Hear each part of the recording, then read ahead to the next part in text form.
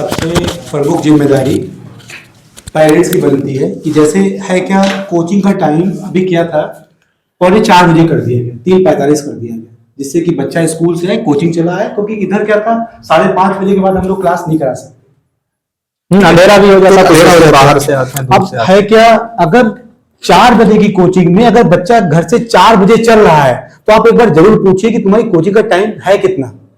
भाई अगर घर से कोचिंग की दूरी कुछ भी हो तब भी 10 मिनट आने में लग जाएंगे, 5 मिनट बैठने में लग जाएंगे बच्चे को, तो उसका 10 मिनट 15 मिनट बच्चों की वजह से कोचिंग की क्लास लेट हो रही है। ये सारे बच्चों को पता है, खासकर 9th 10th वालों को।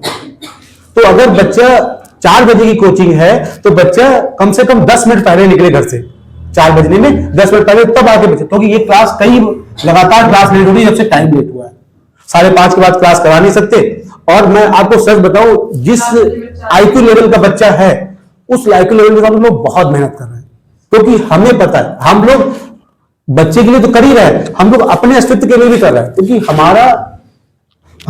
हमारा नाम सिर्फ यहां तक नहीं रहना, क्योंकि भाई अभी तो हमें कौन जान रहा है, आप लोग जान रहे हैं, आपके माध्यम से कुछ लोग और जान रहे हैं।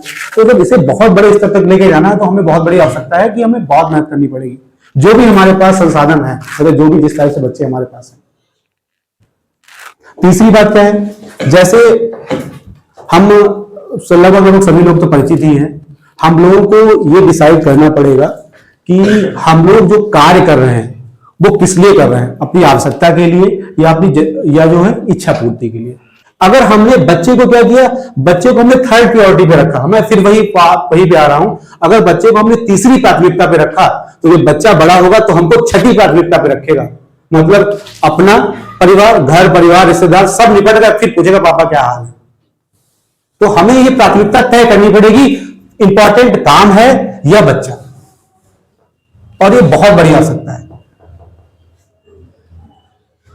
ठीक है, तो अब एक चीज और भी ध्यान देनी, यहां पर सबसे इंपॉर्टेंट बात क्या है, यहां पर हमें, आपने देखा होगा जब हम पढ़ते थे, आप पढ़ते थे, उस समय नैतिक शिक्षा नाम का एक विषय हुआ करता था जिसकी ग्रेडिंग नहीं थी, इसमें ABCD ग्रेड नहीं मिलता, उसमें नंबर मिलते थे और उस चीज को प्रॉपर सिखाया जाता था हमको।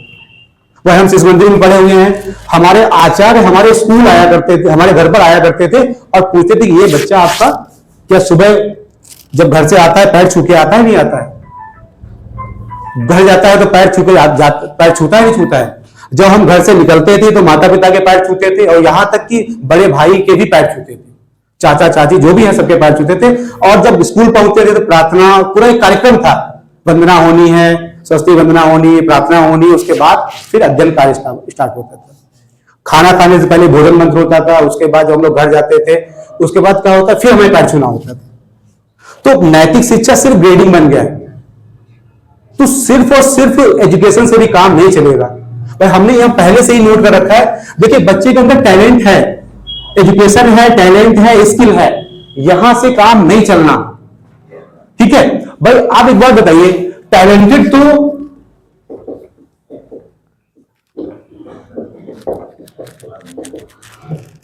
ओसामा बिन लादेन भी था। 11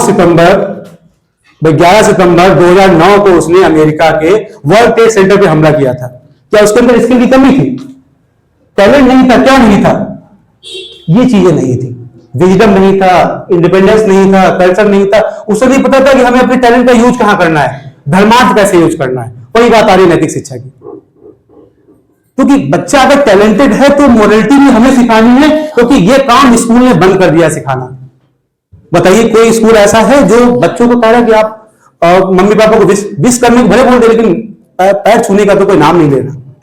अच्छा क्या करें, क्या कम था इसके अंदर टैलेंट?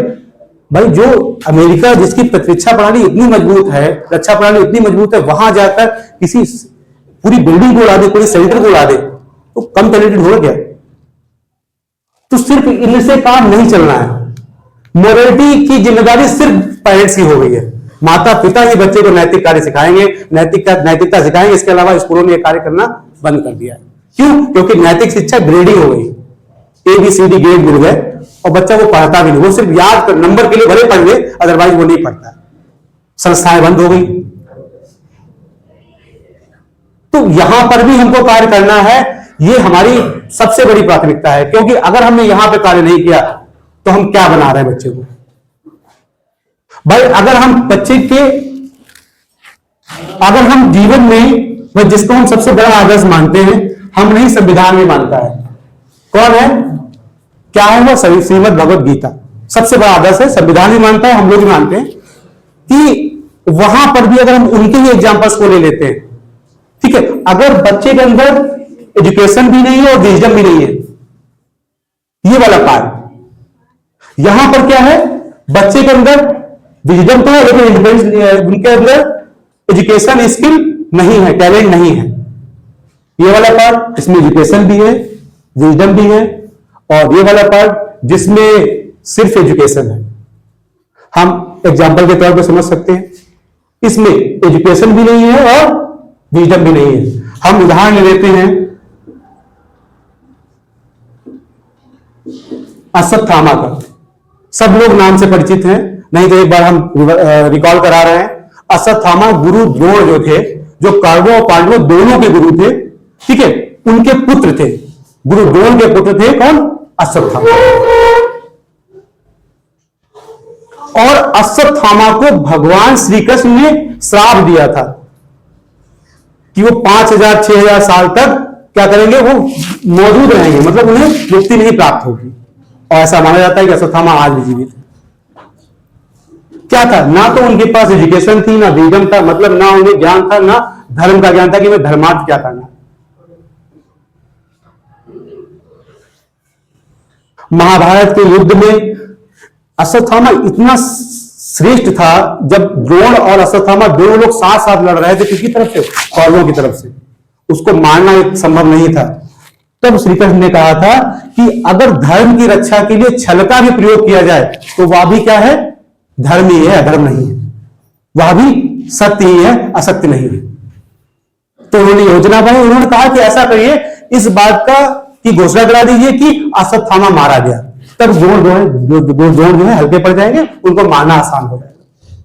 युधिष्ठिर असत्य बोल नहीं सकते, कोई धर्मराज थे, तो उन्होंने इस बात को कहा कि अश्वत्थामा मारा गया किंतु हाथी, लेकिन जैसे ही किंतु शब्द कहा तब तक श्री कृष्ण ने आदेश कर दिया, बिगुल बजने लगे, किंतु हाथी शब्द द्रोण के कानों तक नहीं गया, और द्रोण ने वहीं पर हथियार डाल दिए और वहीं पर द्रोण का वध कर दिया गया। यही बात जब अश्वत्थामा को पता चली कि ऐसा हुआ है, तो आगे बोला वो जाके सीधे सीधे उसने पांडवों के जो पुत्र थे, 5 पुत्रों को सोते हुए मार दिया, सोते हुए पुत्रों पर हथियार तलवार से उसके गर्दन काट डाली। उसके बाद भी अर्जुन ने उसका वध नहीं किया, जब श्री कृष्ण के कहने के बावजूद भी, लेकिन श्री कृष्ण ने श्राप जरूर दिया कि वो तुम्हें कभी मुक्ति नहीं मिलेगी। क्या था भाई, एक आचार्य का पुत्र का यह उदाहरण है। अगर हम अध्यापक हैं तो हमारी जिम्मेदारी और बढ़ जाती है अगर हमारे बच्चे बात नहीं सुने, क्योंकि हम अगर मिसाल बने हैं समाज में तो हमें बच्चे को मिसाल के रूप में तो बनाना ही है। अब बात कर लेते हैं यहां पर इन तीनों की, विजडम, कल्चर और इंडिपेंडेंस की। उदाहरण ले लेते हैं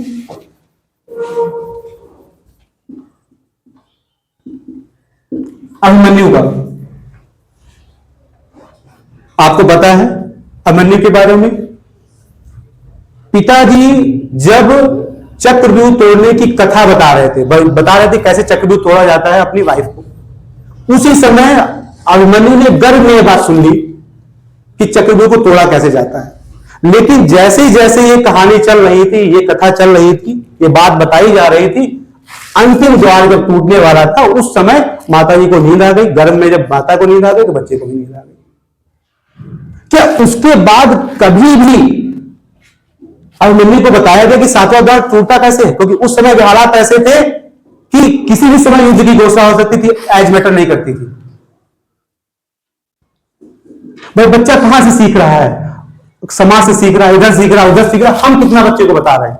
भाई हमारे पास कोई भी प्रॉपर ट्रेनिंग नहीं है, हमें बच्चे को किस समय क्या सिखाना है। बच्चा सीख सब इधर उधर से ही रहा है हमारा। हाँ, उसके अंदर विजडम था, उसे पता था कि अगर पिताजी नहीं है तो हमें कहां जाना है, युद्ध के लिए जाना है। और वो विजडम इतना था, उसके अंदर संस्कृति इतनी थी कि वह युद्ध में गया और वीरगति को प्राप्त हुआ। चूक कहां पर रही? क्या क्या कभी भी अर्जुन के द्वारा स्वयं नहीं बताया जाना चाहिए था कि हाँ, हम 7वां द्वार तोड़ा कैसे जाता है? क्योंकि उस समय हालात, किसी भी समय युद्ध की स्थिति खड़ी हो सकती थी। भाई चौथा उदाहरण हम ले लेते हैं दुर्योधन का। ये तीनों चीजें थी। हम नाम ले सकते, जैसे हमने उदाहरण दिया था वर्तमान का। भाई क्या था?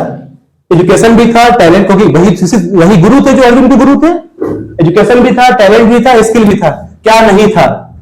यही चीजें तो नहीं थी। उसने क्या कहा, हम एक सुई भर आपको राज्य नहीं देंगे, चाहे हमारा सर्वनाश हो जाए। हुआ भी नहीं। वजह क्या थी? पिता धृतराष्ट्र जन्मांध थे, सबको पता है। और माता जी ने अपने आंखों पे पट्टी बांध ली कि जब हमारे पति इस समाज का सुख नहीं देख सकते, संसार का सुख नहीं देख सकते, तो हम भी आंखों पट्टी जड़े ले रहे हैं। शिक्षा कौन देता? क्या ये तो था जो गुरु की तरह दी जानी थी, लेकिन जो माता पिता की तरह दी जानी थी वो कहां थी? वही तो नहीं थी। भाई पिता तो जन्मांध थे ही थे, माता ने बाद में पट्टियां बांध ली। अब वही हो रहा है। पिता कह रहे ऐसा करो तुम देखो, माता कह रहे ऐसे तुम देखो। भाई हमारी रिस्पॉन्सिबिलिटी बहुत है। अब बात कर लेते हैं जो हमें चाहिए। हमें क्या चाहिए? हमें अर्जुन चाहिए। तो हमें क्या देना? ये तीनों देनी ही देनी है, साथ में ये भी देना है। भाई बच्चे को मॉरल एजुकेशन देनी ही है कि हमें अपने ज्ञान का यूज कैसे करना है। तो ये बहुत बड़ी जिम्मेदारी है, बहुत बड़ी रिस्पॉन्सिबिलिटी है हमारे ऊपर कि, क्योंकि ये काम स्कूल वालों ने बंद कर दिया। स्कूल नहीं कर रहा है ये कार्य, क्योंकि ये संस्था। अच्छा एक बात भाई, आप सोचिए हम किसी ऐसी संस्था में बच्चे का प्रवेश दिला दें जहां पर बच्चों के अंदर संस्कार आ जाए। कोई संस्था है ऐसी? ये थोड़ा बहुत कार्य स्कूल के द्वारा किया जाता था, वो भी बिल्कुल बंद हो गया, क्योंकि हमारा एजुकेशन सिस्टम भी चेंज हो रहा है। सिलेबस को कंसाइज कर करके मतलब इतना कम कर दे रहे हैं, और कंपटीशन में सब आएगा।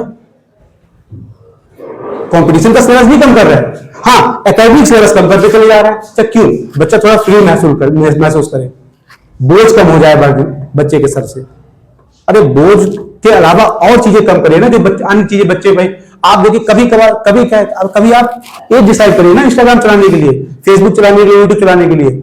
आप सिलेबस कम करने से काम थोड़ी चलेगा।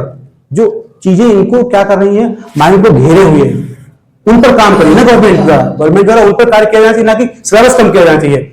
30% सिलेबस कम हुआ, और जो इंपॉर्टेंट सिलेबस था वही कम हो गया। बच्चा पढ़ेगा क्या? और लेकिन कंपटीशन में जब बच्चा नीट देने जाएगा, जेई की तैयारी करेगा, वहां सब आएगा। आप बच्चे को इतना वीक बनाए दे रहे हैं। तो अगर हमें यह चाहिए तो सिर्फ गुरु से काम नहीं चलना है। यह जो मिलेगा वह माता पिता से ही मिलेगा। हालांकि स्कूल और अन्य संस्थाएं हेल्प करेंगी, और इसके बिना अगर बच्चा क्या हो रहा है, अगर टैलेंटेड हो रहा है तो यहां जा रहा है, अगर टैलेंटेड हो रहा है तो यहां जा रहा है, और टैलेंटेड नहीं हो रहा है तो यहां जा रहा है। चाहिए हम सबको यही है, लेकिन जिम्मेदारी अपनी, तो हमें अपनी जिम्मेदारियों को बढ़ाना होगा। अगर हमें अर्जुन चाहिए, हमें हर चीज में पारंगत चाहिए। फिर से वही समस्या है कि हमारे पास जो भी बच्चा है, भाई संसाधन हमारे पास तलवार क्या है? बच्चा, उसी पे तो काम करेंगे तब रिजल्ट आएगा। बच्चा को मैं जो जितना भी है उस पर बहुत मेहनत करनी है तब। ये सिर्फ आपकी लड़ाई नहीं है, ये हमारी स्वयं की लड़ाई है, क्योंकि हम अपने अस्तित्व के लिए काम कर रहे हैं। तो ठीक है भैया, आज के लिए बहुत बहुत धन्यवाद सब लोगों को आने के लिए। मुझे लग रहा है कि सब लोगों को अच्छा लगा होगा, और प्रयास यही रहेगा कि भविष्य में भी जो मीटिंग है भले 15 मिनट का हो, लेकिन आप लोग अटेंड जरूर करें, क्योंकि हम अपनी बात तो कह सके और आप बच्चे के बारे में पूछ सकें। ये बहुत इंपॉर्टेंट है। भाई जिन चीजों को हम महसूस कर रहे हैं और आप लोग फील करेंगे तो लगेगा कि हाँ, इससे ज्यादा महत्वपूर्ण कार्य क्या हो सकता है बच्चे से ज्यादा, इससे ज्यादा महत्वपूर्ण कुछ है ही नहीं।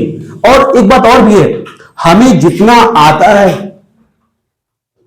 जैसे हम कहें कि वो तो हम जो पढ़ाई करते थे तो बच्चे, हमारी पढ़ाई दूसरी थी, बच्चों की दूसरी, ऐसा नहीं है।